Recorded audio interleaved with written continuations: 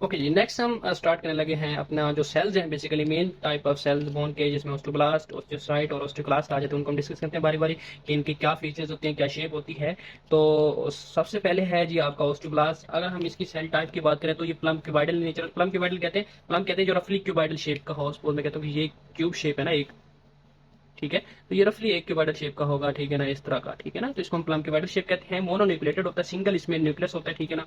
और इसका अगर हम ओरिजिन की बात करें, ऑब्वियसली बात है, इसका ओरिजिन क्या होगा, एक्टोमेसेनकाइम ओरिजिन होता है। क्यों एक्टोमेसेनकाइम होगा? क्योंकि मैंने आपको पहले बताया था पिछले जो 5th चैप्टर के लेक्चर, उसमें मैंने आपको बताया था कि ब्लास्ट जो सेल्स होती है ना, जिन ऐसे सेल्स जिनके एंड में ब्लास्ट आ जाए, वो जो सेल्स उनका जो ओरिजिन होता है वो एक्टोमेसेनकाइम ओरिजिन होता है।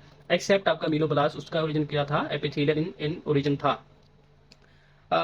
ठीक है, अब हम जो इसका जो मेन एक कंपोनेंट होता है, इसकी जो आउटर सरफेस होती है, और ये आपके पास एक सेल मैंने इधर बनाया है एक व्हाइट बोर्ड पे। तो इसकी जो आउटर सरफेस होती है, बेसिकली उसमें एक जो है ना आपका एंजाइम होता है, जिसको हम कहते हैं अल्कलाइन फास्फाटेज, ठीक है ना। ये एक मैंने इसके आउटर सरफेस मेम्ब्रेन में एक एंजाइम बनाया, जिसको मैंने कह दिया अल्कलाइन फास्फाटेज। इसका काम क्या होता है कि जो जो आप इस जो आपकी ये जो आपके इस एरिया में जो आपके कॉम्प्लेक्सेस घूम रहे होते हैं फास्फेट्स के, इसके फास्फेट्स के कॉम्प्लेक्सेस घूम रहे होते हैं, बेसिकली इसका काम ये होता है कि ये जो फास्फेट्स होते हैं ना, फास्फेट्स बेसिकली ये क्या करता है, ये जो आपका एंजाइम होता है ना, ये आके किसको क्लीव करता है, फास्फेट्स के कॉम्प्लेक्स को क्लीव करता है। क्लीव यानी उसको ब्रेक डाउन करता है, और इस तरह ये इस तरह जाके ये इनको ब्रेक डाउन करता है, उधर से भी इनको ब्रेक डाउन करता है, और यहाँ से जो है ना ये फिर यहाँ से ये फास्फेट्स को अलग कर देता है, और इनऑर्गेनिक फास्फेट्स ये बन जाते हैं। एक हो गया, ये दो हो गया, और ये तीन, मैंने इनको ब्रेक, इनके बॉन्ड्स को ब्रेक करके इसने इनऑर्गेनिक फास्फेट्स को रिलीज कर दिया। अब क्यों इसने रिलीज किया? क्योंकि आपको पता है कि जो जो आपकी बोन है उसमें एक मेजर कंपोनेंट उसका होता है इनऑर्गेनिक, जिसको हम कहते हैं हाइड्रोक्सी एपेटाइट क्रिस्टल। क्या हम उसको कहते हैं? हाइड्रोक्सी एपेटाइट क्रिस्टल कहते हैं। और उसका फार्मूला आपको पता है कि उसमें कैल्शियम 10 होते हैं, फॉस्फेट उसमें 4 होते हैं, और हाइड्रोक्सोलाइन उसमें 2 होते हैं। तो बेसिकली ये जो इस फार्मूला यानी इस ये जो फार्मूला है, और इसके अलावा जो इसका हेक्सागोनल क्रिस्टल शेप है, आपको पता है हेक्सागोनल क्रिस्टल शेप किस तरह होती है भला? वो होती है इस तरह। तो ये जो आइंस होते हैं ना, बेसिकली ये हेक्सागोनल स्ट्रक्चर के फॉर्मेशन में क्या कहते हैं, हेल्प आउट करते हैं। क्योंकि इसमें इसकी फॉर्मेशन में आपका फॉस्फेट्स होता है, तो इसलिए ये रिक्वायर्ड होते हैं। तो ये जो एंजाइम होता है बेसिकली ये फॉस्फेट को तोड़ता है, और ये हाइड्रोक्सी एपेटाइट क्रिस्टल्स की फॉर्मेशन में फॉस्फेट की रिक्वायरमेंट को पूरा करता है। तो इसकी आउटर सरफेस में एक अल्कलाइन फास्फाटेज होता है। तो अल्कलाइन फास्फाटेज क्या है जी? आउटर सरफेस में होता है, इसकी क्लीव करता है इनऑर्गेनिक फास्फेट्स को, और ये हाइड्रोक्सी एपेटाइट क्रिस्टल की फॉर्मेशन में इन्वॉल्व होता है। अगर हम इसकी प्रिसाइज यानी एग्जैक्ट इसका फंक्शन क्या है, तो वो अभी तक डिफाइन नहीं हो सका। बहरहाल इसका ये एक फंक्शन तो ये है कि ये जो है इनऑर्गेनिक फास्फेट को क्लीव करता है। इसके अलावा जो आपका ऑस्टियोब्लास्ट होता है ना, उसकी आउटर सरफेस पे एक प्रोटीन होती है, जिसको हम कहते हैं ब्रिल प्रोटीन, ठीक है ना। ब्रिल प्रोटीन, इस प्रोटीन का नाम क्या है? Brill protein. अब इस ब्रिल प्रोटीन का फंक्शन क्या है एग्जैक्ट? इसका फंक्शन तो अभी तक हमें नहीं मालूम हो सका, बट ये है कि अगर ये हमें पता चल सकता है कि अगर जहाँ पे ये प्रोटीन हो गया, तो हम ये अंदाजा लगा सकते हैं कि यहाँ पे एक्टिव बोन फॉर्मेशन हो रही है। तो इससे हमें ये पता चलता है कि जहाँ पे ब्रिल प्रोटीन होगी, तो वहाँ पे एक्टिव बोन फॉर्मेशन हो रही होगी। क्यों? क्योंकि ये पाई कहाँ पे जाती है, जो ऑस्टियोब्लास्ट होती है, बोन फॉर्मिंग सेल्स, उसकी आउटर मेम्ब्रेन में पाई जाती है। अगर उनमें पाई जाती है तो ऑब्वियस बात है वो तो बोन फॉर्मेशन कराते हैं। तो ये हमें से पता चल सकता है कि एक्टिव फॉर्मेशन हो रही है वहाँ पे जहाँ पे ब्रिल प्रोटीन होगी। अगर इसमें म्यूटेशन आ जाए ब्रिल प्रोटीन में, तो मसला क्या हो सकता है? हाँ, इसमें म्यूटेशन आ जाए तो इसमें मसला ये हो सकता है कि ये डिफरेंट तरह की बोन पैथोलॉजीज क्रिएट कर सकती है, जिसमें बोन की जो फॉर्मेशन है वो सही से नहीं हो पाती, और इससे जो है डिजीज हो सकती है, जिसमें एक मोस्ट प्रोमिनेंट डिजीज आती है, उसमें आती है ऑस्टियोजेनेसिस और इम्परफेक्टा डिजीज आ जाती है। इसके अलावा हम इसकी प्रोटीन सिंथेसिस मशीनरी की बात करें, तो आपको पता है कि प्रोटीन सिंथेसिस मशीनरी कौन सी होती है? न्यूक्लियस होता है, जिसमें रफ एंडोप्लाज्मिक, ये इसका न्यूक्लियस हो गया, और ये इसका रफ एंडोप्लाज्मिक रेटिकुलम हो गया, और इसका गोल्जी हो गया। तो ये इसकी protein synthesis machinery well developed होती है। क्यों वेल डेवलप्ड होती है? क्योंकि बोन की फॉर्मेशन में आपको कोलेजन चाहिए, कोलेजन एक प्रोटीन है, नॉन कोलेजनस प्रोटीन चाहिए। तो प्रोटीन की फॉर्मेशन के लिए आपको पता है कि न्यूक्लियस से मैसेंजर आरएनए आता है, मैसेंजर आरएनए जाता है किसके पास? रफ एंडोप्लाज्मिक रेटिकुलम के बाद, वहां से फिर वो जो है ना प्रोटीन की फॉर्मेशन राइबोसोम के थ्रू होके गोल्जी के पास जाते हैं, वहां से मॉडिफाई होते हैं, मॉडिफाई होकर फिर कहाँ जाते हैं? बाहर एक्सक्रीट आउट हो जाते हैं। तो ये जो आपका प्रोटीन सिंथेसिस मशीनरी होती है, ये काफी वेल डेवलप्ड होती है, इसकी एडवांस्ड होती है, ठीक है। इसके अलावा अगर हम इसकी स्क्रीटरी मैट्रिक्स प्रोडक्ट्स की बात करें, तो ये किस तरह के होते हैं?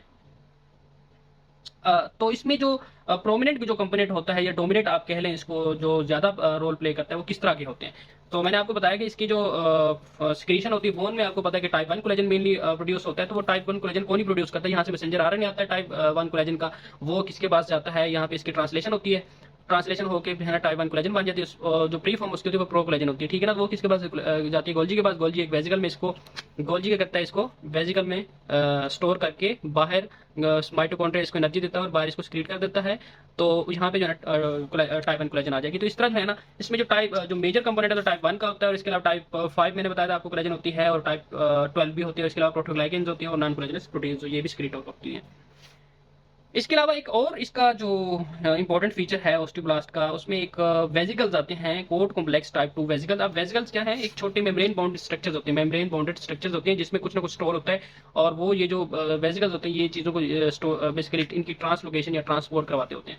अब ये जो आपका टाइप 1 कोलेजन है ना, ये ऐसे ट्रांसपोर्ट नहीं करता, ये एक वेजिकल में ट्रांसपोर्ट इसकी ट्रांसपोर्ट होती है, जिसको हम कहते हैं type code complex type 2 vesicle कहते हैं। और इसमें क्या पड़ा होता है आपका टाइप 1 कोलेजन पड़ा होता है, ठीक हो गया। टाइप 1 कोलेजन क्या होता है, अब इसकी जो ये जो रफ एंडोप्लाज्मिक रेटिकुलम में टाइप 1 कोलेजन बना है, ये ऐसी ट्रांसपोर्ट नहीं करता। ये किस तरह ट्रांसपोर्ट करता है, ये यहाँ से कोड कॉम्प्लेक्स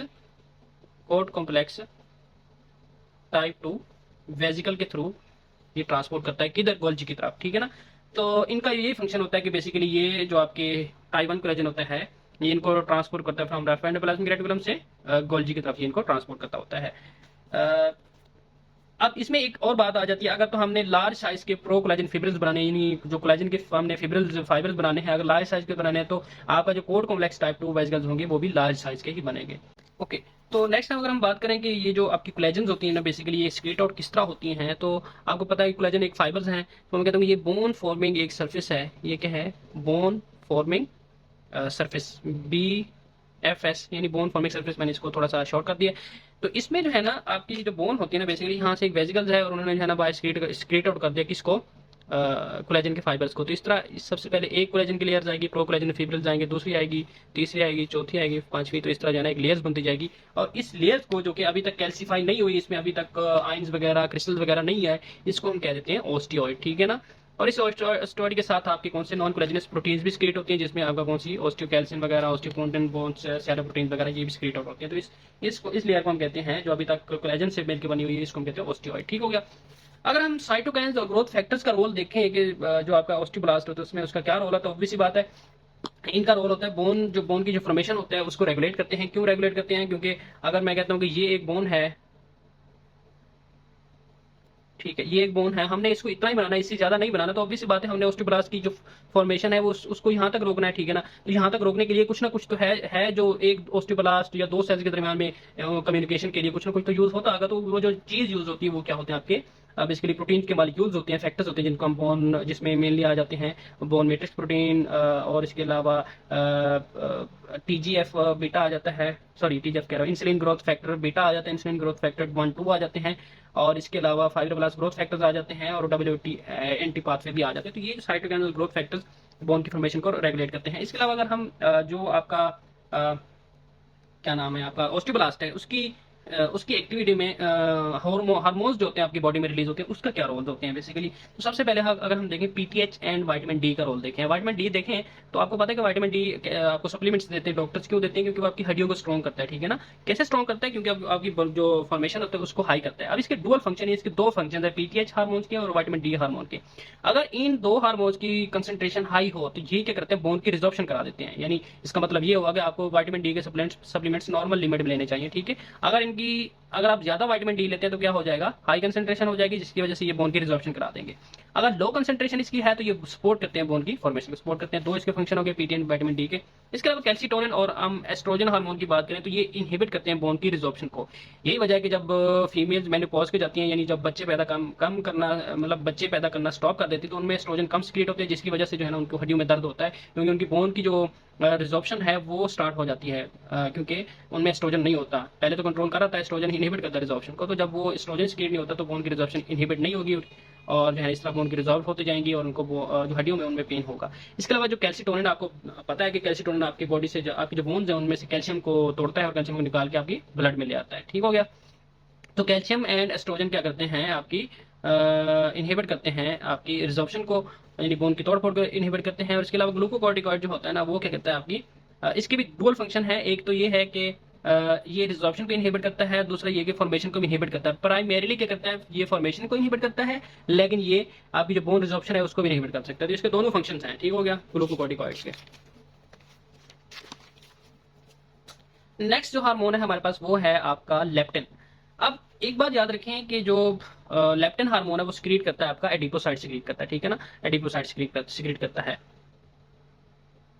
ठीक है।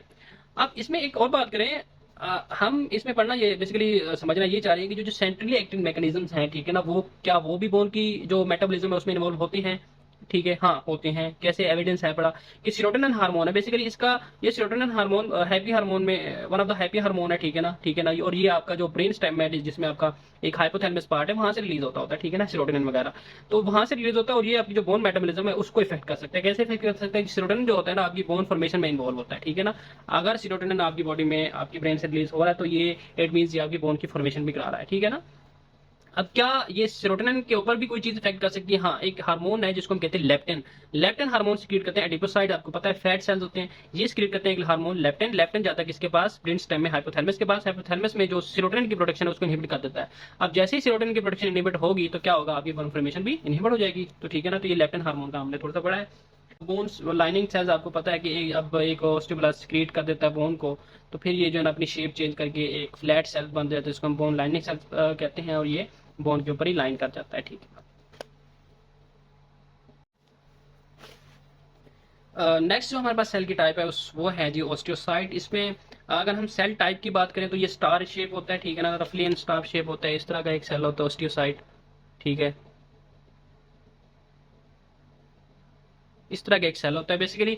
ये जो सेल होता है ना इसके ये जो एंड्स है ना ये वाले, ये इनको हम कहते हैं कैनेलिकुलाई, ठीक है ना। और ये कैनेलिकुलाई क्यों होते हैं, क्योंकि ये दूसरा जो एक स्टार शेप सेल होता है ना, तो ये उसके साथ ये जो कैनेलिकुलाई दो आपस में इनको कनेक्ट करता है, इनके दौरान कम्युनिकेशन होती है, तो ये कैनेलिकुलाई होते हैं बेसिकली, इसलिए स्टार शेप होता है। और अगर हम इसकी न्यूक्लियस की बात करें तो ये भी ओस्टियोब्लास्ट की तरह ये भी मोनोन्यूक्लिएटेड होता है, इसमें एक न्यूक्लियस होता है, ठीक है। अच्छा, इसके अलावा एक और टर्म यूज होती है किसके लिए, ऑस्टियोसाइट के जो सेल्स हैं उनके लिए एक टर्म यूज होती है जिसको हम कहते हैं ऑस्टियोसिटिक लेकुना। What is ऑस्टियोसिटिक लेकुना? जो स्पेस ऑक्यूपाई करता है आपका ऑस्टियोसाइट, उस स्पेस को बेसिकली क्या कहा जाता है, ऑस्टियोसिटिक लेकुना। फॉर एग्जांपल मैं कहता हूँ कि ये ऑस्टियोसाइट पड़ा है ना, ये एक ऑस्टियोसाइट पड़ा है, ठीक है ना, ठीक है ना। और ब्लैक मार्कर से ना मैं इसकी एक बाउंड्री जो है ना बना देता हूँ। अब ये जो बाउंड्री बनाई है इसमें इस बाउंड्री के अंदर जो है ना क्या पड़ा आपका ऑस्टियोसाइट। अगर मैं इस ऑस्टियोसाइट को निकाल दूं यहाँ से, तो निकालने के बाद ये जो स्पेस बनी है बेसिकली इसको हम कहते हैं ऑस्टियोसिटिक लेकुना। ऑस्टियोसाइट की ही नाम पे इसका नाम रखा गया ऑस्टियोसिटिक लेकुना, तो इस वजह से हम इसको कहते हैं ऑस्टियोसिटिक लेकुना, ठीक है ना। इसके अलावा ऑस्टियोसिटिक कैनेलिकुलाई होती है बेसिकली, ये तो लेकुना हो गया, और ये जो कैनेलिकुलाई क्या कहते हैं, सपोज मैं कहता हूँ कि ये एक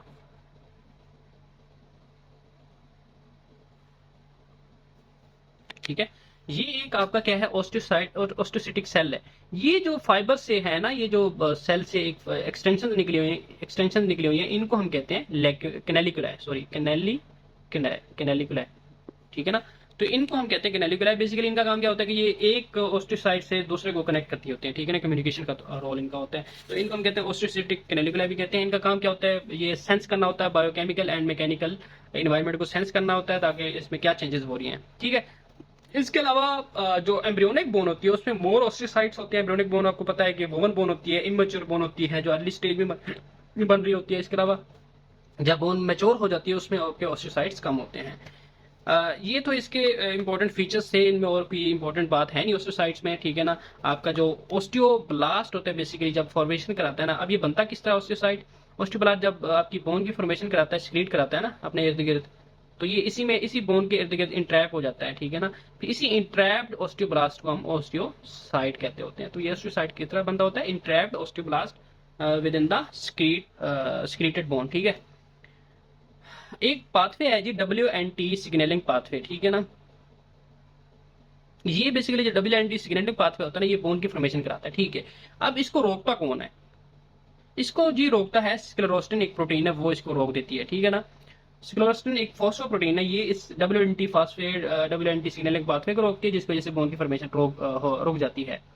तो इसमें जो है ना अब इस स्क्लेरोटिन जो फॉस्फोप्रोटीन है, इसके ऊपर दो तरह के हार्मोन्स एक्ट करते हैं और इसके फंक्शन को अल्टर करते हैं। इनमें तो एक तो ये है कि जो पीटीएच हार्मोन है और आपका मैकेनिकल लोडिंग है।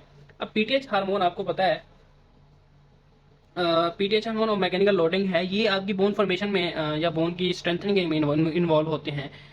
लाइक मैकेनिकल लोडिंग किस तरह इन्वॉल्व होती है, आप कोई वजन उठाते हैं, आपको वेट उठाते हैं, तो आपकी बोन पे जो है ना वेट आता है, तो जिसकी वजह से आपकी बोन क्या हो जाती है, उसकी फॉर्मेशन होती है ताकि वो उस वेट को ज्यादा बेयर कर सके, तो वो फॉर्मेशन कराता है। तो इस तरह, तो अगर पीटीएच और मैकेनिकल लोडिंग स्क्रीट हों, वो क्या करेंगे, इस स्क्लेरोस्टिन जो फॉस्फोप्रोटीन है उसके इनहिबिट करते हैं। इसके इनहिबिट होने से क्या होता है कि ये जो स्क्लेरोस्टिन है वो डब्ल्यू एंटी सिग्नलिंग पाथवे को इनहिबिट नहीं करता, जिसकी वजह से क्या होता है, आपके बोन फॉर्मेशन दोबारा स्टार्ट हो जाती है। अगर आपने बोन की फॉर्मेशन रोकना है थ्रू स्क्लेरोस्टिन, तो आप क्या करते हैं, तो बॉडी क्या करती है, कैल्सिटोनिन स्क्रीट करती है। कैल्सिटोनिन आपको पता है कहाँ से स्क्रीट होता है, थायराइड से।